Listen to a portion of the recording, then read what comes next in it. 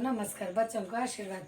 बच्चों वाक्य के बारे में पिछले कक्षा में हम वाक्य के बारे में बताया गया ना बच्चों। वाक्य में पहला ही कौन सा सरल वाक्य में बताया गया। अब दूसरा ही कौन सा है बच्चों? संयुक्त वाक्य है। दूसरा कौन सा है? संयुक्त वाक्य है। संयुक्त वाक्य को क्या कहते हैं अंग्रेजी में? देखिए बच्चों, कंपाउंड सेंटेंस कहते हैं। क्या कहते हैं? कंपाउंड सेंटेंस कहते हैं। और तेलुगु में क्या कहते हैं? संयुक्त वाक्यमु कहते हैं। क्या कहते हैं? संयुक्त वाक्यमु कहते हैं। संयुक्त वाक्य क्या कहते हैं? देखिए बच्चों, इन वाक्यों में ये वाक्यों में दो सरल वाक्य रहते हैं। यही एक सरल वाक्य, यही एक सरल वाक्य, ऐसा ही दो सरल वाक्य रहते हैं का मेल हुआ है। मेल का क्या है अर्थ? मिलाप, कलई का मिलाप।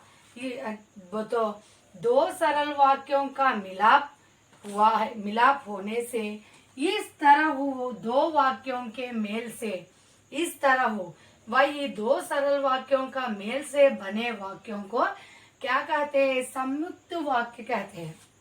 क्या वाक्य कहते हैं? संयुक्त वाक्य कहते हैं। दो सरल वाक्यों का मिलाप होने के वाक्यों को क्या कहते हैं? संयुक्त वाक्य कहते हैं। मेल का अर्थ क्या है बच्चों? मिलाप। दो सरल वाक्य, यही एक सरल वाक्य है, यही एक सरल वाक्य है। ये दो सरल वाक्यों को एक वाक्य से लिखा गया वाक्यों को क्या कहते हैं? संयुक्त वाक्य कहते हैं। देखिए बच्चों, अंग्रेजी में a compound sentence is made up of two और मोर प्रिंसिपल और मेन क्लाउसेस और simple sentence joined together by a coordinating conjunction and sometimes includes one or more subordinate clauses. These two sentence form one sentence form.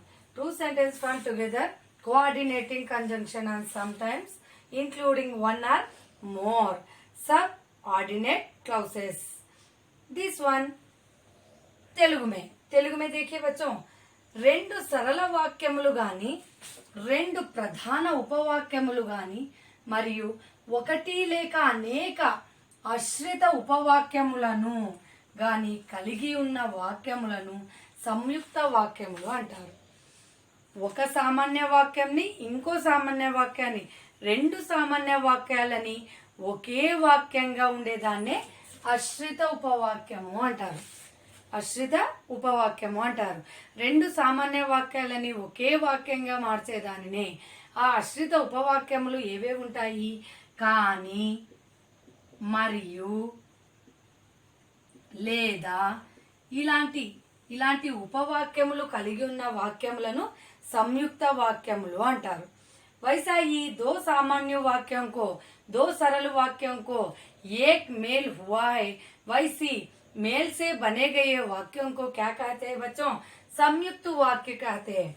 जैसा हम भारत के वासी है, ये एक सरल वाक्य है। ये भारत देश हमारा है, ये भी एक सरल वाक्य है। ये दो सरल वाक्यों के मेला बना गया और इसलिए जैसे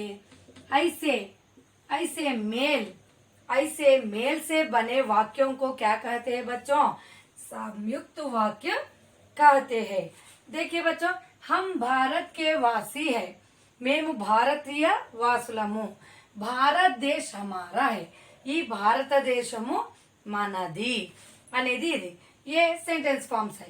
इसको मिलाकर एक वाक्य जैसा कहा कैसा आता है बच्चों? देखिए, हम भारत के वासी और भारत देश हमारा है। हम भारत के वासी है और ये भारत देश भी हमारा है। ऐसा ही एक वाक्य बनाए गए वाक्यों को क्या कहते हैं? संयुक्त वाक्य कहते हैं। दूसरा उदाहरण देखिए बच्चों, हम सब भारतीय है, हम सब भारतीय है, हम सब एक है, हम सब भारतीय है। और एक सेंटेंस कौन सा, एक सेंटेंस हम सब भारतीय है। और एक वाक्य क्या है बच्चों, हम सब एक है। ऐसा दो ही वाक्यों में एक वाक्य का क्या आना बच्चों, मेल से बने गए वाक्य आना। कैसा बच्चों, देखिए, हम सब भारतीय है, इसलिए इसलिए मन हम सब भारतीय है, మనమంతా భారతీయులం। हम सब एक है, మనమంతా ఒక్కటే, అందరము కూడా ఒక్కటే।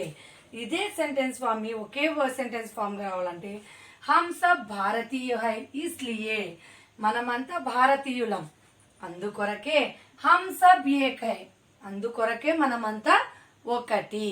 అలా అంటే ఇక్కడ ఏమొచ్చాయి, మరియు ఇక్కడేమో మరియు అని వచ్చింది, ఇక్కడ అందుకొరకే, ఇక్కడ ఏమొచ్చింది ఇస్లియే అంటే ఏమన్నా, అందుకొరకే।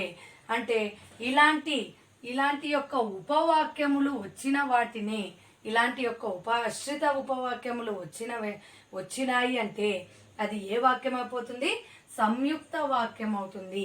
అంటే ఒక వాక్యానికి ఇంకో వాక్యానికి మధ్యలో మరియు లేదా కానీ అందువల్ల ఇలాంటి పదాలను ఉపయోగించి ఆ రెండు సామాన్య వాక్యాలను ఒక వాక్యంగా తయారు చేసేదానినే సంయుక్త వాక్యము అంటారు। ఇది సంయుక్త వాక్యము గురించి।